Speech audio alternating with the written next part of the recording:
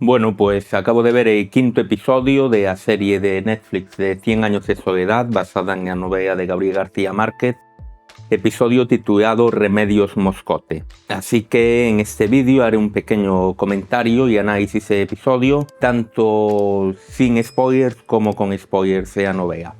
Para los que seáis nuevos en el canal, yo soy un filólogo especializado en estudios literarios y recientemente me he leído la obra maestra de García Márquez precisamente para hacer un vídeo para este canal que os enlazaré por aquí arriba. Así que creo que estoy en condiciones de hacer un comentario sobre esta serie quizá un poco distinto de lo que os podáis encontrar en otros canales de YouTube, y por ello estoy haciendo un comentario episodio a episodio. En estos comentarios, si no habéis visto alguno de los anteriores, que obviamente os recomiendo, están divididos en dos partes. En una primera parte hablo del propio episodio sin spoilers de la novela. Esta parte es ya que debería haber alguien que haya visto hasta el episodio quinto incluido de la serie de Netflix, pero que no haya leído la novela. Una segunda parte que os indicaré en los capítulos, os pondré por aquí cuando empieza y lo indicaré en su momento, va a contar con spoilers de la novela. ¿De acuerdo? Aquí sí que podré adelantar algunas cosas de la novela y es donde en general haré un análisis más de cómo han ido adaptando el texto de García Márquez, que siempre se creyó bastante inadaptable,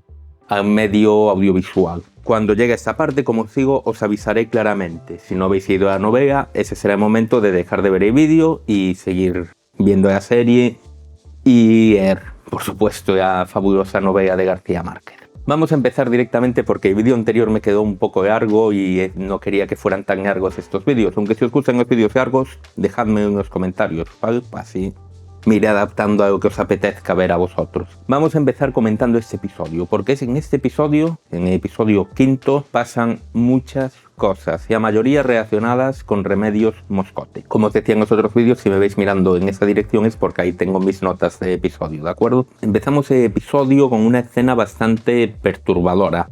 Vemos a Remedios en una bañera en mitad del río y vemos sangre sobre su bajo vientre. Esta imagen perturbadora pronto se revela que es el primer periodo de Remedios.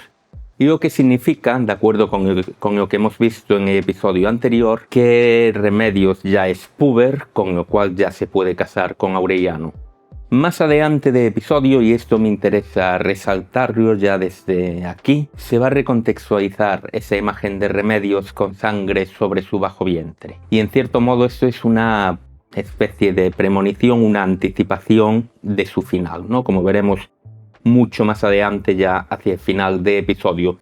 Muy interesante, ¿no? Que esta sola imagen, una imagen aparte tan potente, nos sirva para dos cosas. Y aparte nos sirva para simbolizar dos cosas. Y aparte son dos símbolos poderosos, porque el símbolo en sí es significante, aplicando los términos clásicos de Sacer, es el mismo, el significado no puede ser más opuesto. El primer periodo nos remonta a la vida, a la capacidad de concebir. Y lo que sucede a Remedios, este aborto que aparte acaba con su vida, obviamente nos remonta a la muerte. Y los dos simbolizados en esta imagen. Bravo, bravo. O sea, no os he dicho hasta ahora, el episodio me ha encantado. Creo que ha sido un episodio muy emocionante. Emocionante en el sentido etimológico del término, de repleto de emociones. Y un episodio muy interesante. Este doble empleo de este significante, de esta imagen visual, me ha parecido sublime, sinceramente.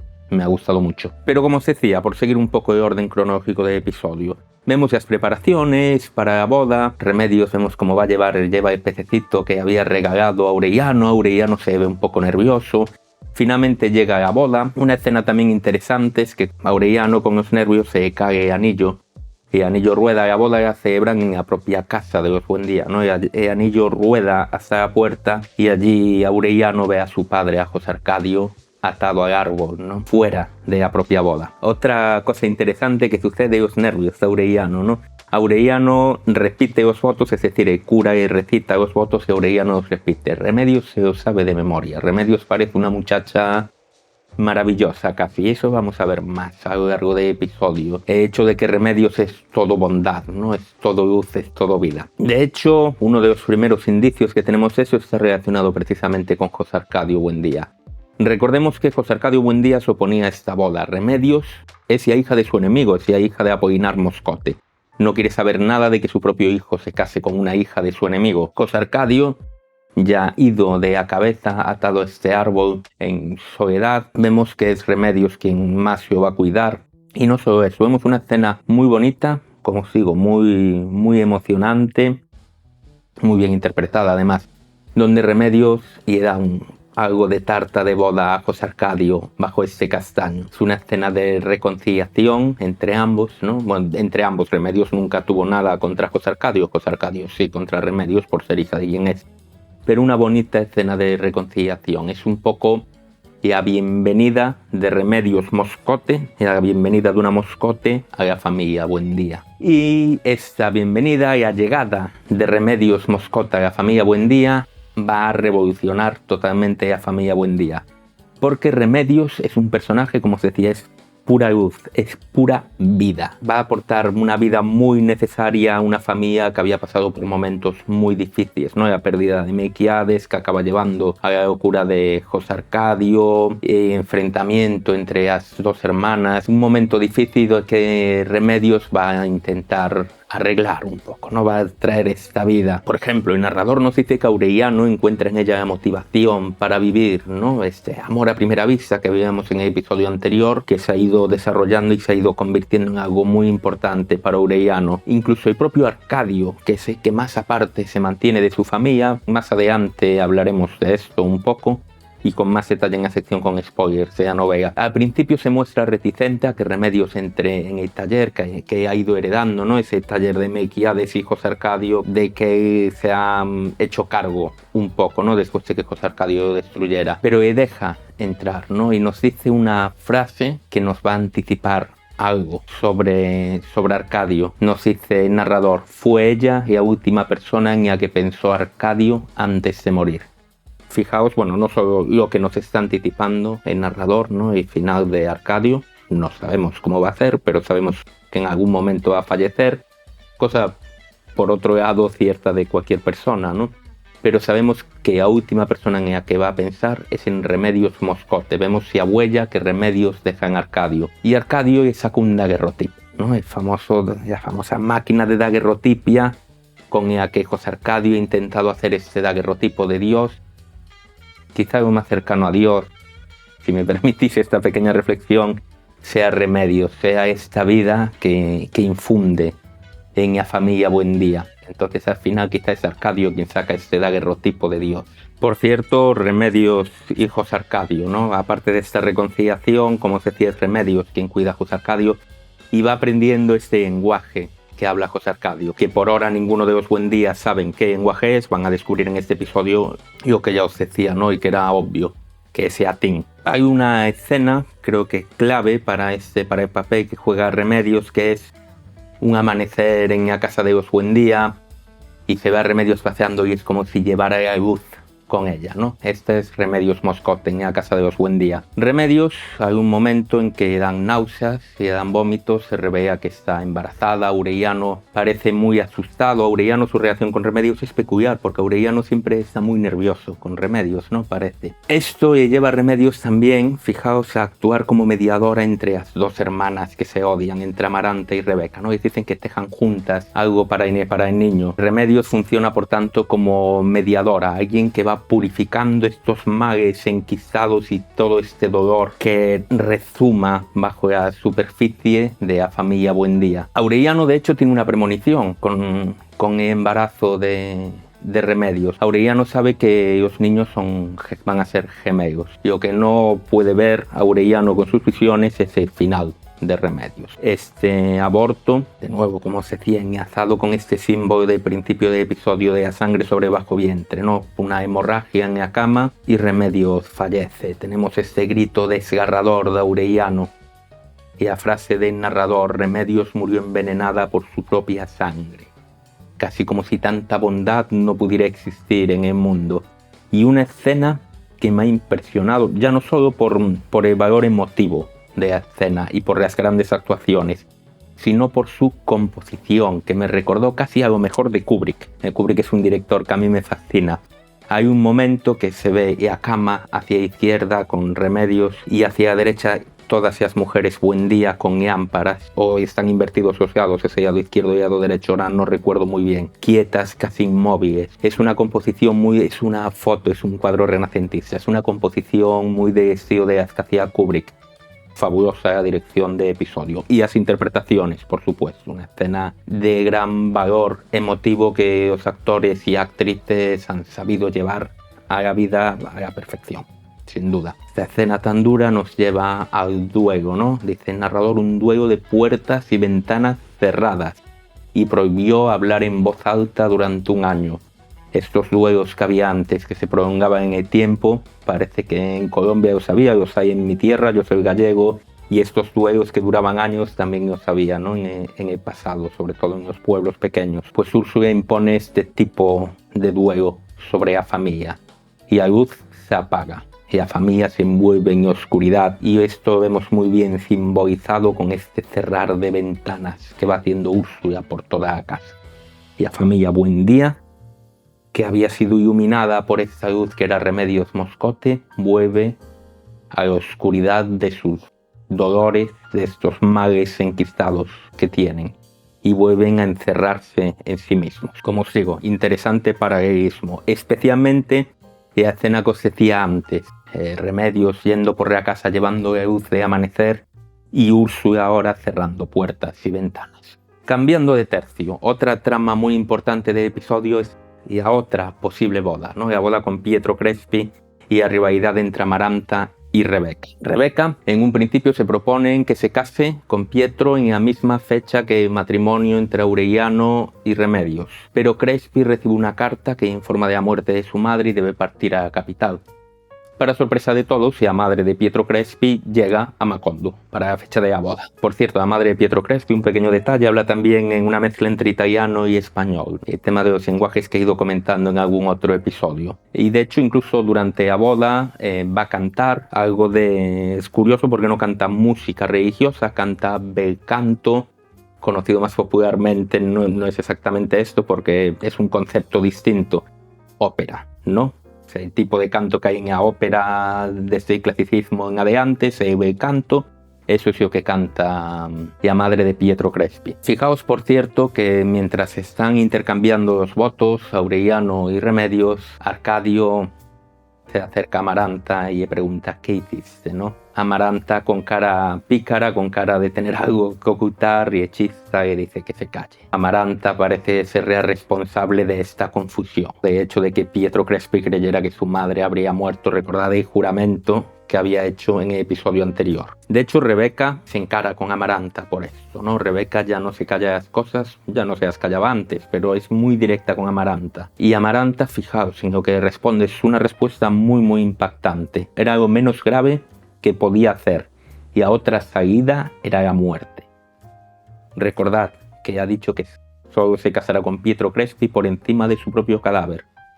Aquí la idea de Amaranta es o muere Rebeca o muero yo, pero esta boda no se produce. Esto era algo menos grave, ¿no? Ya otra muerte, pero una muerte ficticia, la muerte ficticia de la madre de Pietro Crespi, para lograr al menos retrasar el matrimonio. Pietro Crespi regresa a Macondo, pero regresa tarde, ya no llega para la fecha de su boda. De hecho, se cruza con su madre en el camino sin darse cuenta. Pietro Crespi no se quiere casar sin que esté su madre, dice que no se dan las condiciones. Amaranta aparte va a hacer otros intentos para retrasar esta boda, y bueno, el cura también está teniendo problemas, sobre eso hablaremos después, ¿no? Para financiar, y la iglesia, Rebeca está tremendamente enfadada, ¿no? Porque pretenden que la boda sea durante la inauguración, en la inauguración de la iglesia, entonces ese retraso le afecta. A Pietro Crespi esto no parece importarle en absoluto, pero Rebeca no puede tolerarlo, porque Rebeca parece, como decirlo de manera suave y permisible en YouTube, toda energía. Y la atracción que siente hacia Pietro Crespi cuando intenta actuar, cuando intenta calmarla un poco en solitario, si me entendéis, si habéis visto la serie me entenderéis. En YouTube hay que tener un poco de cuidado con qué cosas se dicen y qué cosas no. Provoca temblores de tierra, ¿no? Esa es la energía, esa es la pasión de Rebeca. Cuando hay un temblor de tierra en el episodio, José Arcadio Buendía se ríe, y esto Úrsula empieza a no aguantarlo demasiado, ¿no? Esa es una escena demoledora. De hecho, Vemos una buena transición, un buen paneo de la cámara. Un paneo es cuando la cámara se mueve de un lado para otro, ¿no? Vemos a Rebeca solucionando sus asuntos con ese temblor de tierra y se panea al otro lado de la pared donde está Amaranta desesperada. Muy interesante la contraposición entre las dos hermanas. Estos temblores de tierra constantes hacen que Úrsula, que en un principio solo accedió al matrimonio por un acuerdo con su marido, con José Arcadio, quiera que la boda se celebre cuanto antes, ¿no? Y de hecho da una donación que parece importante, da un cofrecito al cura para que se casen dentro de un mes. Amaranta, desesperada, entra en este viejo laboratorio de alquimia, mira los productos y hace un mejunje, ¿no? Parece que hace una especie de veneno, pero no llegará a usarlo. De hecho, ya vemos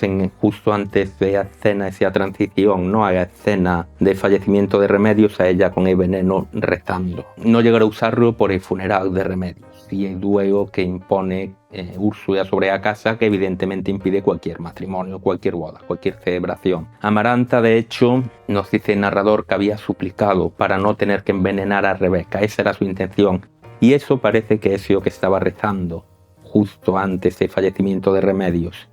Y ahora, claro, se siente culpable, ¿no? Y parece que para aplacar un poco esa culpabilidad toma a Aureliano José, un nuevo miembro de la familia Buendía, de que hablaremos en nada, y lo toma como si fuera su propio hijo. Y el narrador de nuevo nos va a hacer una anticipación de lo que va a venir después en la serie.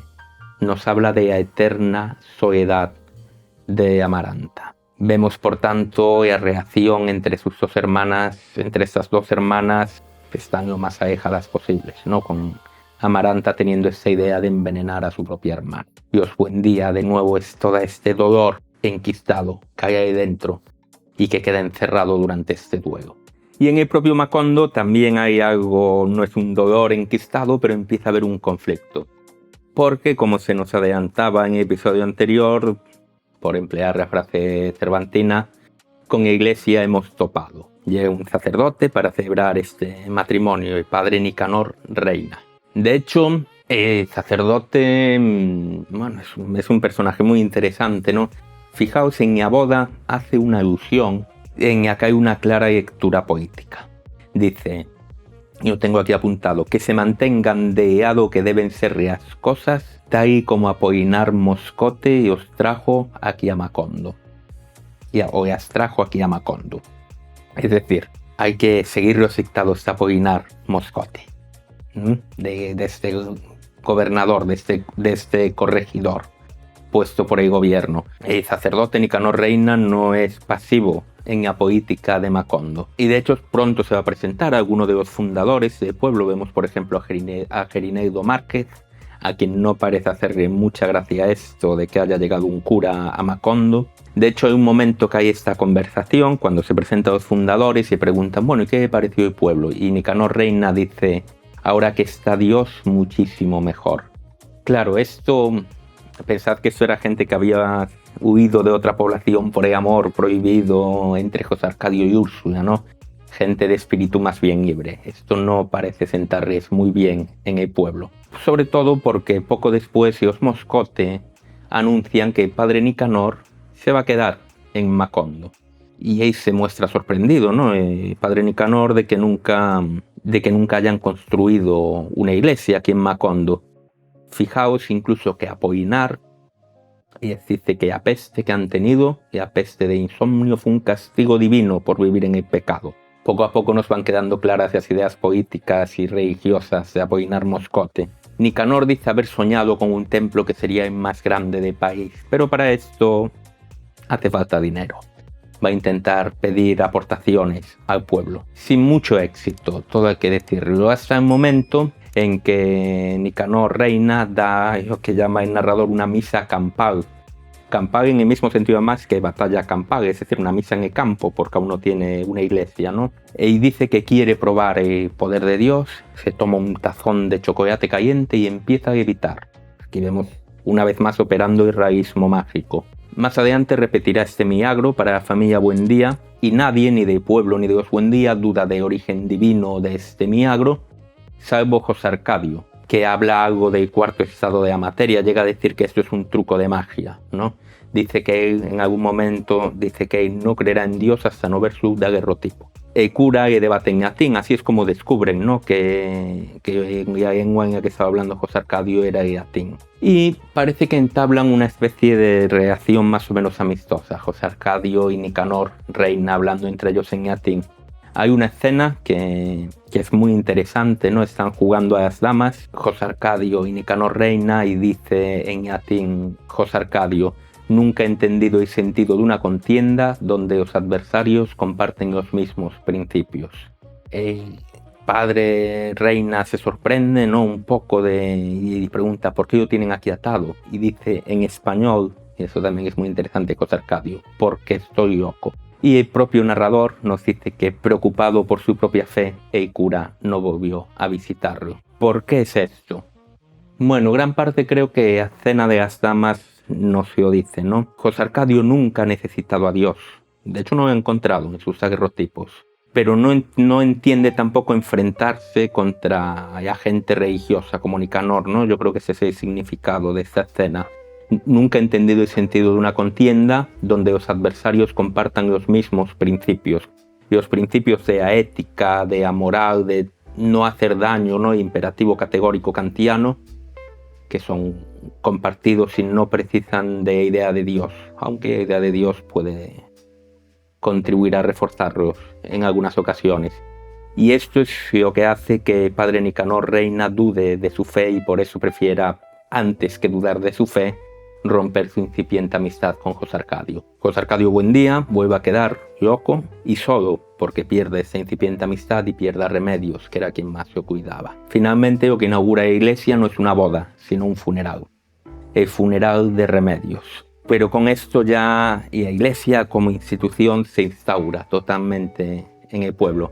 Otra institución a la que vemos ya totalmente instaurada en el pueblo es el gobierno. Vemos una escena muy interesante donde se va a los soldados pidiéndole algún tipo de certificado al doctor homeópata, curiosamente, a Irio Nogueira. Y el doctor Nogueira parece reivindicar un poco los derechos del pueblo. Esto de Arcadio parece caerle bien, ¿no? El doctor Nogueira. Sobre Arcadio volveremos, por supuesto, también tiene una parte muy importante que jugar en este episodio. Pero vemos que ante esta presencia, sobre todo de la iglesia y de los Moscote, no le gusta a mucha gente en el pueblo. De hecho, Gerineldo Márquez llega a recriminar a Úrsula su cercanía con los Moscote. Y el propio Arcadio, que llega un momento en que no se calle nada, llega a insultar gravemente a la familia, no al menos en los ojos de Úrsula, cuando dice esta frase de: en esta casa todos se volvieron godos de anoche a la mañana. Y la familia Buendía ha ido cambiando mucho desde sus principios. Y si la familia Buendía ha ido cambiando mucho desde sus principios, en este episodio también cambia. Porque primero hay un nuevo miembro de la familia. Poco después del matrimonio entre Aureliano y Remedios, llega a pillar ternera a casa de los Buendía con el hijo de Aureliano, diciendo que ella ya tiene 2 hijos y que el niño se merece una familia. Por cierto, y actriz que hace de pillar ternera, una actuación impecable. Me ha dejado, llorando prácticamente esta escena, la escena en que deja a su hijo recién nacido casi en casa de los Buendía. Impecable actuación, increíble, desde luego, una gran escena. Y aquí hay una conversación, claro, Úrsula se da cuenta de quién es este hijo, de quién es, ¿no? Y echa bronca a Aureliano, y aquí tienen todo este intercambio, donde Úrsula dice: no vamos a tener aquí un bastardo. Aureliano dice que el niño se va a llevar el apellido Buendía, y acaba gritando a su madre: jamás te voy a permitir que lo trates de la misma manera que trataste a Arcadio. Y esto es muy interesante porque nos revela algo que no ha quedado muy claro hasta ahora en la serie, que es que Úrsula nunca trató a Arcadio como si fuera un hijo suyo, ¿no? Al menos en opinión de Aureliano. Y a Úrsula que digan esto parece afectarle mucho, sin duda. Vemos la presencia de Úrsula en la familia, ¿no? Qué interesante es. Aureliano va a llamar a su hijo Aureliano José. De hecho, por cierto, vemos que así como Úrsula se ha tomado mal la llegada de este niño, Apolinar Moscote, mucho más conservador, no se lo toma mal mientras sea bautizado, por supuesto. Entonces bautizan al niño. Durante el bautizo, por cierto, Arcadio se ve contento, ¿no? Es como si en cierto modo él mismo quedara reivindicado con el bautizo de este otro bastardo y de alguien que él Arcadio no lo sabe, pero es su hermano, ¿no? Y volvemos a Arcadio, vamos a centrarnos un poco en él, porque Apolinar Moscote quieren abrir una escuela en el pueblo, y al ver que Arcadio es un hombre culto, ¿no? Porque, bueno, Melquiades ha enseñado sus cosas, ¿no? Y ofrece ser el director de la escuela. Así que Arcadio abandona a la familia Buendía, deja la casa familiar. Hay una despedida muy tensa, también una escena muy triste, muy emotiva, la despedida entre José Arcadio y Úrsula. José Arcadio le recrimina, ¿no? Tuve que haberme ido hace rato. Y Úrsula no es capaz de decirle nada. Mucha emoción en este episodio. A Arcadio lo vemos en la escuela de otra manera, lo vemos contento por primera vez en mucho tiempo. No vemos que le gusta dar clases.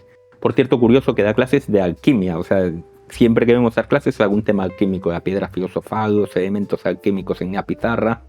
Pero vemos que José Arcadio se aleja de esta tristeza familiar, se aleja de estos 100 años de soledad que envuelven a los Buendía, ¿no? Vemos que empieza una relación buena entre Arcadio y Pilar Ternera, que manda a sus hijos a la escuela. Arcadio no sabe que su madre, esto se nos confirma ya os lo comentaba un poco en el episodio anterior, aquí se nos confirma que no sabe que es su madre. Y se nos confirma además de una manera peculiar porque Arcadio se obsesiona con Pilar Ternera de la misma manera que se obsesionó su padre, es decir, de una manera sexual. Es el tema de incesto que de vez en cuando va a aparecer de manera recurrente en la familia Buendía como incestuosa, esa relación que inicia esta familia, ¿no? La relación entre José Arcadio y Úrsula.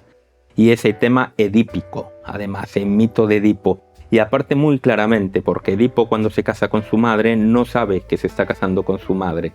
Y aquí cuando José Arcadio tiene estas ensoñaciones, siente esta atracción sexual hacia Pilar Ternera, no sabe que Pilar Ternera es su madre, ¿no? Es Edipo tal cual, prácticamente. Arcadio de hecho intenta acostarse con Pilar Ternera en la escuela y dice cosas un poco duras. Dice una frase muy dura que es: no te vas a hacer la santa, todo el mundo sabe que eres una... y una palabra que no voy a decir en YouTube, ¿no? Ella le responde que en la escuela no, y dice que esa noche deje la puerta abierta y que ella espere. Pero Arcadio la espera y quien llega no es Pilar Ternera, llega otra mujer enviada por Pilar Ternera, ¿no? El narrador nos dice que Pilar Ternera le ha pagado y a mitad de los ahorros de toda su vida. Porque evidentemente Pilar Ternera sí que sabe que Arcadio es su hijo, ¿no? El propio Arcadio solo se da cuenta de que no es Pilar Ternera cuando descubre que no huele a humo. Pero Arcadio pronto entabla una relación con esta mujer. Esta mujer se llama Santa Sofía de la Piedad. Curioso nombre en el mismo capítulo en que la iglesia llega a Macondo, ¿no? Este nombre tan santo, Santa Sofía de la Piedad. Y de ella se nos dice que Arcadio ya había visto otras veces, pero nunca se había fijado en ella, porque el narrador nos dice: Santa Sofía de la Piedad tenía la rara virtud de no existir por completo, sino en el momento apropiado. Y este es el momento apropiado para Arcadio. Empiezan, por tanto, una relación. Y ya un último cambio en la familia Buendía, que es con lo que acaba el episodio, este cliffhanger final. Tras un tiempo de duelo, se nos dice que un vendaval abre puertas y ventanas. Y se ve, ¿no? Pues de nuevo la luz entrando en la casa de los Buendía. Ese regreso de José Arcadio, hijo. Totalmente cambiado, con una apariencia un poco kinky, no por decirlo así en términos un poco actuales, ya un poco pasado de moda. Una apariencia totalmente distinta, de aventurero, de persona que ha vivido, que ha recorrido mundo, ¿no? Úrsula inmediatamente reconoce a pesar de su aspecto. Quien también se fija mucho en él es Rebeca. Fijaos cómo le mira. Y recordad, tío, que hablábamos del tema de incesto en la familia Buendía. Esta mirada de Rebeca a José Arcadio. Rebeca no es hermana realmente, o sea, no es familiar directa en realidad de José Arcadio, que sepamos, pero es parte de la familia Buendía, ¿no? Esta mirada claramente tiene un interés sexual, en mi opinión. Hasta aquí la sección sin spoilers. En resumen, capítulo, como os digo, muy emocionante, muy emotivo. Grandes escenas, grandes actuaciones. La muerte de Remedios, Pilar Ternera dejando a su hijo. Y vemos como la familia Buendía, que en un principio nos parecía que todo esto era una historia muy bonita, hay algo que se va enquistando dentro de ella, ¿no? Esta separación entre las hermanas, todo este dolor, cómo ha tratado Úrsula a Arcadio abandonando la casa. Vemos que hay algo en esta familia que a pobre Remedios Moscote intentó solucionar, pero no pudo. Quizá porque nadie puede solucionarlo. Hasta aquí, como os decía, gran episodio, como siempre.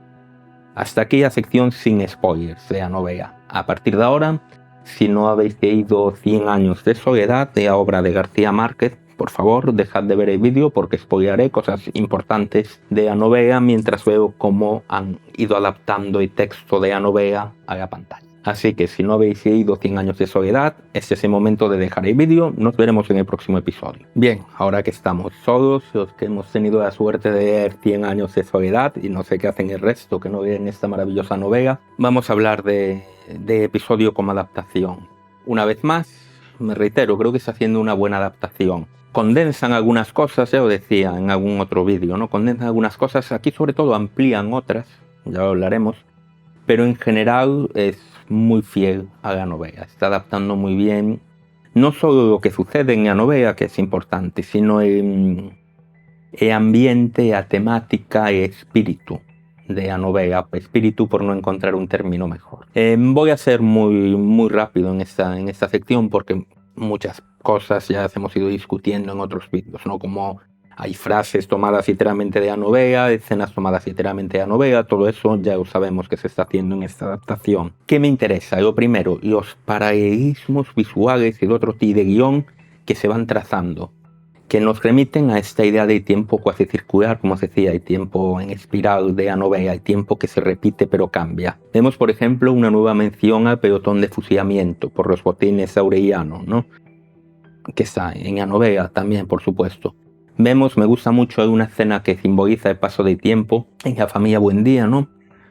Una panorámica un poco por el jardín y vemos las hormigas que recordemos que ya hemos visto en el primer episodio, las hormigas rojas, ¿no? Que todos sabemos lo que significan. Otro paralelismo más sutil, muy interesante. Hay un momento en que Remedios parece tener problemas para comer cuando está embarazada. Úrsula tiene que insistirle y en ese momento hay un nuevo temblor de tierra. Rebeca ocupándose de sus asuntos, ¿no?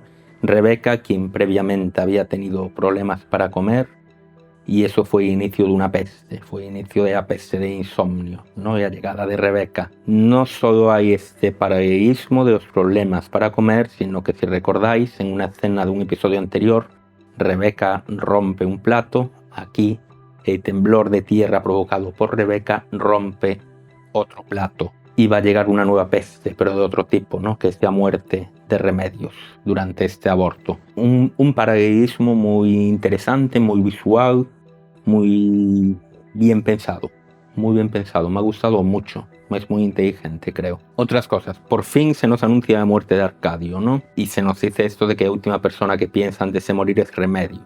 Es en Remedios, igual que en la novela. Claro, en la novela nos han ido trazando más paralelismos a hablar de pelotón de fusilamiento, pero esto también es interesante. Con Arcadio, de hecho, hay un cambio importante. Y es principalmente lo que os quiero hablar en esta sección breve, ¿no? En la serie dejan muy claro en este episodio, no lo habían hecho hasta ahora, en mi opinión, que Úrsula trata de manera distinta a sus hijos, ¿no? En la discusión que ya he mencionado con Aureliano, con respecto a Aureliano José. Nos deja muy claro que Úrsula no ha tratado a Arcadio como si fuera un hijo, como si fuera un Buendía. Lo ha tratado como un bastardo, ¿no? En el libro esto no parece ser el caso. Es decir, dejad que me explique. Úrsula en la serie, Aureliano dice esto, y echa en cara esto, que no lo ha tratado como al resto. Y Úrsula no le contesta, parece darse cuenta de que es así, o sea, ser consciente de ello. En el libro no. En el libro Úrsula cree, y hay un momento que se nos dice que lo ha tratado como alguien más de la familia. Otra cosa es cómo lo haya tratado realmente, de lo que hablaremos ahora. Pero Úrsula cree al menos que lo ha tratado como alguien más de la familia. De hecho, esto no es así. Como sabemos en el libro, yo sé que aquí habría spoilers de la novela, Arcadio acaba en algún momento incluso renegando de apellido Buendía. Es ese nivel de rencor que siente. De hecho, toda esta escena, la discusión entre Aureliano y Úrsula no está en la novela, ¿no? Es algo que han ampliado y que creo que aclara mucho el personaje de Úrsula, especialmente. Creo que nos amplía el papel de Úrsula. Esto me parece que está bien. No solo eso, la novela, en general, pasa muy rápido por la vida de Remedios Moscote entre los Buendía. Es básicamente un párrafo, que empieza además por el final, empieza por el fallecimiento, el aborto y fallecimiento de Remedios. Y luego nos cuenta en retrospectiva cómo ha sido su existencia con los Buendía. Evidentemente aquí el capítulo se centra, el título del capítulo es Remedios Moscote, ¿no? Esta ampliación que se permite hacer, y aquí cuando generalmente las adaptaciones audiovisuales tienden a contraer, ¿no? También esto es fruto de que cuando hablamos de adaptación de una novela audiovisual, generalmente hablábamos de adaptación de una novela a una película, o sea, a 2 horas. Y aquí va a ser una serie que desde el principio ya se acordó un número determinado de episodios y una serie permite estos tiempos más amplios. Creo que así se ha definido mejor al personaje de Remedios, esta luz que aporta los Buendía, y esta escena sobre todo entre Aureliano y Úrsula ha definido muy bien parte del papel de Úrsula en la familia. Quizá como pequeña pega no se ha pintado con un poco de mala luz, como si fuera peor persona de lo que creo que Úrsula es, tanto en la serie como en la novela, pero que se explicite de esta manera, que ha tratado de manera distinta a Arcadio, no se pone de otra manera, y Úrsula es una presencia engullidora, es una presencia muy importante, no tanto en la novela como en la serie, pero es una escena que añade a estos personajes, gran actriz por cierto, y me ha gustado mucho, por eso se hablaba de ampliación. En general, no me voy a extender más. Os podría hablar de frases que toma tal cual de la novela, la mayoría de ellas, de escenas tal cual de la novela, pero creo que sería ya empezar a reiterarme mucho y supongo que este vídeo ya durará lo suyo. En general, como siempre, buena adaptación, y creo que esta ampliación de los personajes de Remedios y de Úrsula, de su papel y de su forma de ser, es un buen cambio con respecto a la novela. Por supuesto, otros opinaréis lo contrario. Evidentemente, cada vez que hay un cambio siempre pasa esto, pero creo que viene bien a la serie dejar de manera explícita este tipo de cosas, porque como os insisto siempre, la serie de televisión va dirigida a un público más amplio que una novela que al final en principio está dirigida para cierta intelectualidad, no ese tipo de novelas, por regla general. Así que muy bien, muy buen trabajo de adaptación una vez más. Y eso es todo lo que os quería decir sobre este episodio. En cuanto vea el siguiente, ya el 6º de esta primera temporada, comentaré con vosotros qué me ha parecido y cómo he ido adaptando 100 años de soledad. Nos vemos entonces.